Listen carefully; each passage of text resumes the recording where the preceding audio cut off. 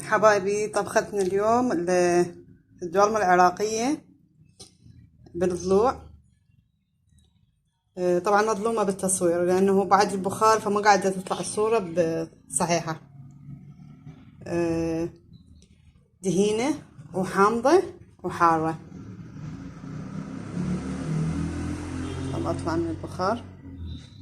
شوفي لي هذا المي، شوفوا هذا المنظر، يا الله واو. سويت لكم اياها الطريقة اول باول من الالف للياء. تابع الطريقة بعد ما تحمل. تابع الطريقة وراح تطلع عندك هاي النتيجة. الدولمة اللي تجنن. مو كل واحد يضبط هالدولمة، يعني تجي بس ما تجي هيجي طعم حلو، العفو حامض وحار ودهين. ان شاء الله يا ربي اكون وصلت الفكرة لكم. وحابة اشكر البنات اللي انضموا على صفحتي على الفيس، حابة اشكرهم واتمنى يشاركوني بالقناة واكون ممنونة من عندهم. وتحية لأهل الجزائر خاصة لأنه أكثر متابعاتي من أهل الجزائر، وعلى طول يعني البنات يردون من عندي يعني أنه أسوي لهم أكلات إن شاء الله جزائرية. إن شاء الله على الأيام القادمة أحاول أشوف شنو أسوي. وهيج كملنا طبختنا. بنات هذا طرشي العنبة هذا أنا سويته بالبيت. كل سهلة طريقته، إن شاء الله في اليوم أنزلها بالقناة. كل سهلة وكلش حلوة طريقته. واو، منظر رهيب. وخبز العراقي أكيد لا يعلى عليه. جو دمرنا. إن شاء الله يا ربي أكون قد حسن ظنكم، وأتمنى إذا عاجبكم فد أكلات أو فد أشياء يعني تحاولون مثل ما يقول نزلوا لي إياها على الفيس، نزلوها على اليوتيوب، تكتبوا لي إياها أنزل لكم إياها. وعلينا وعليكم بالعافية، وتحياتي لكم.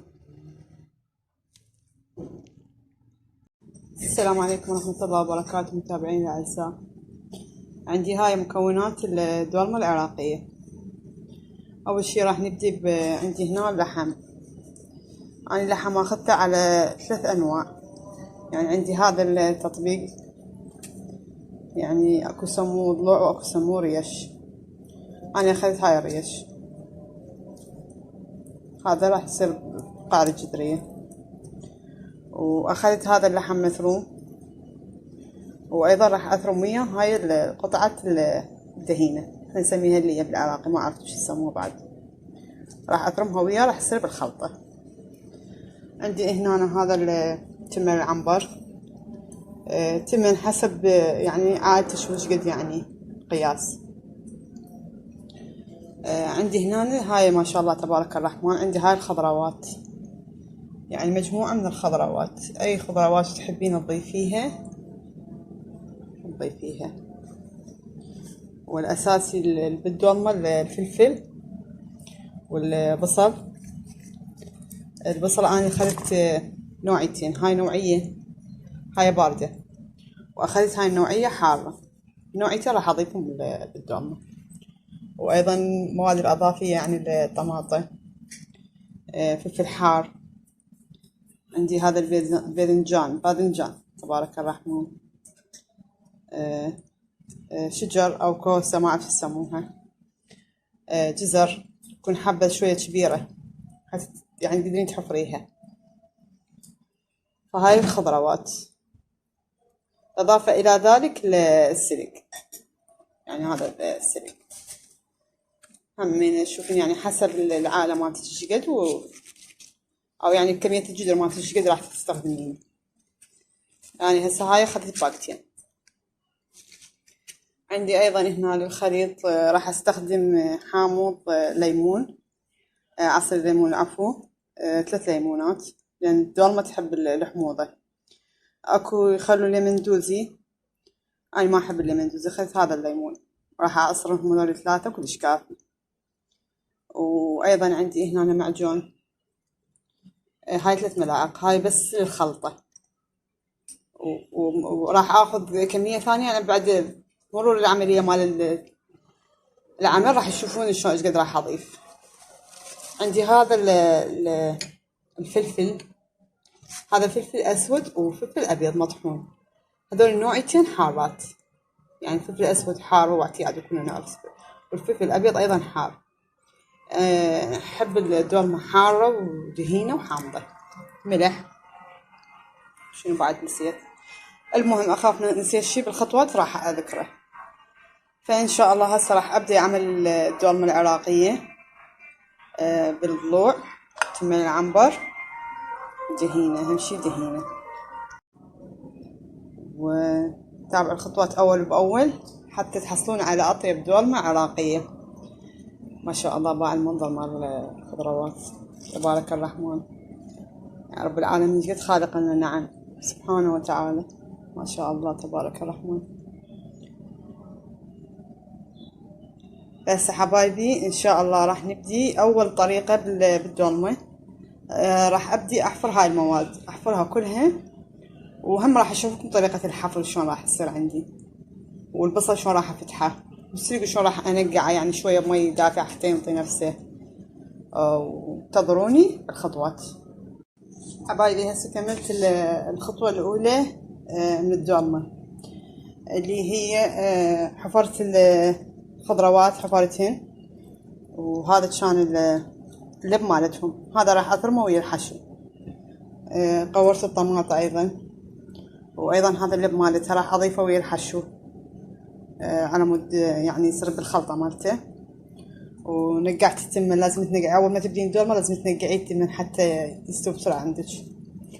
وعندي هذا البصل شلون جاي يعني يطاب نفسه، هذا مي يعني مو فاير كلش، وسط يعني بس حروره. تفتحين البصل وتقشريه وتخليه بالمي فد ربع ساعة، يطلع عندك بهاي الطريقة، يعني ما يتعبك ولا يعني اسمه حار ودموع وهاي السوالف، لا، طريقة كلش حلوة وسهلة.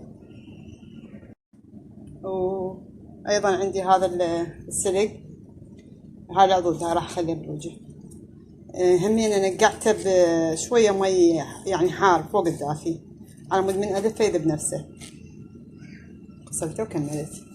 قد عندي هاي اللي راح أثرمه، عندي هذا المعدنوس، وعندي هذا الكرفس.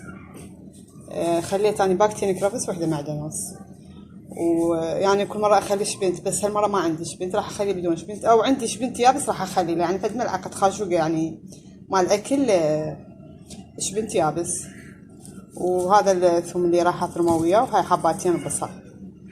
فهسه عندي هاي الخطوة الثانية راح أبدي بيها، اللي هي راح أثرم الحشوة كلها.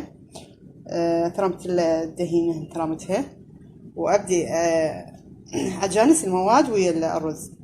انتظروني بالخطوة الثانية. شنو رأيكم بهذا الميكس؟ خلطة خيال، بس الكاميرا ظلمتها، يعني منظر روعة.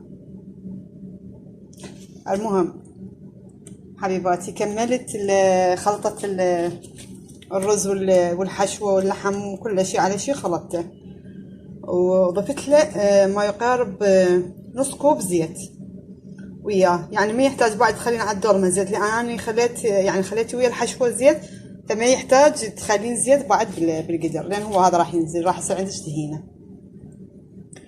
وحبيت انوه على هاي قطع البطاطا، هاي انا راح اخليها بكعب الجدر، على مود اذا يلشع ما تحرم عندي اللحم، واخليه اصفط فوقها اللحم. هسه اشوفكم الطريقة مالتها. وهسه ان شاء الله راح ابدي الخطوة الثالثة بالحشوة، يعني راح ابدي الف ان شاء الله. انتظروا النتيجة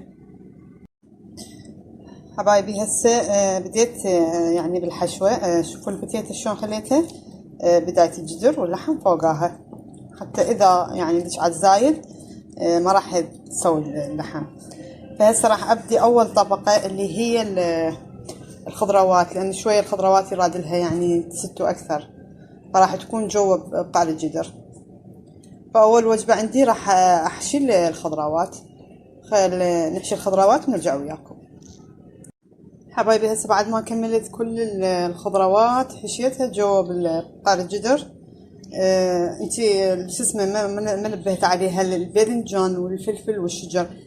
تشكيهم شويه بالسكينه حتى يعني يدخلوا المي بسهوله لهم ويستوون اكثر.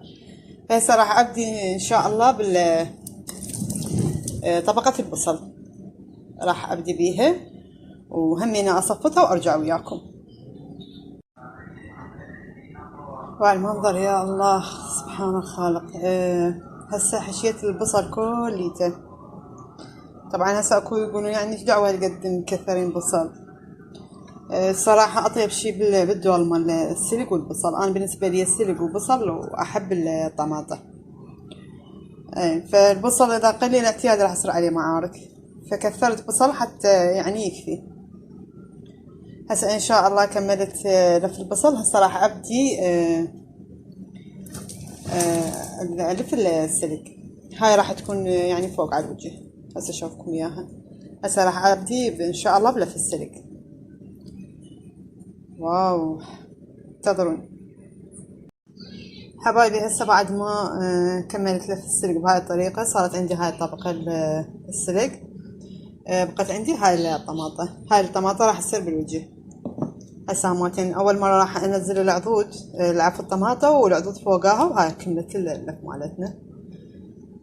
انتظرني هاي حبايبي. هسه بعد ما كملت حشو المواد كلها وهاي العضود خليتها هالشكل بالوجه، بس راح اجيب ماعون او ما اعرف صحن انتو تسموه العفو، بحيث تكون يسد هاي المنطقة كلها حتى ما تنفتح عندي بالاستواء. بس راح اغطي وجهها واخليه على نار يعني شلون نار التهدير، بحيث تبدي تصفي المي مالتها وتنزله. هسه اشوفكم الطريقة. ننتقل للمرحلة القادمة. شوفوا حبايبي بهاي الطريقة. هذا المعون اللي خليته بالوجه ونصيت النار عليه. هسه يا دوب راح يبدي ينزل المي مالته. ورا ما يبدي ينزل المي مالته نكمل الطريقة الأخيرة.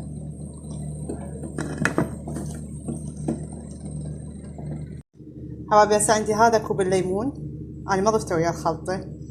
هذا راح أخليه فوق المي مالت الدورمة، وراح أخليه ويا مع ملعقة ونص معجون وملح حسب يعني الطعم، على مود تنطيني الحموضة اللي أنا أريدها. هسه الدولمة بعد يدذب المي مالتها شلون طارقت، يعني باقي لها شي 5 دقايق وانزل عليها المي والليمون الحامض والمعجون.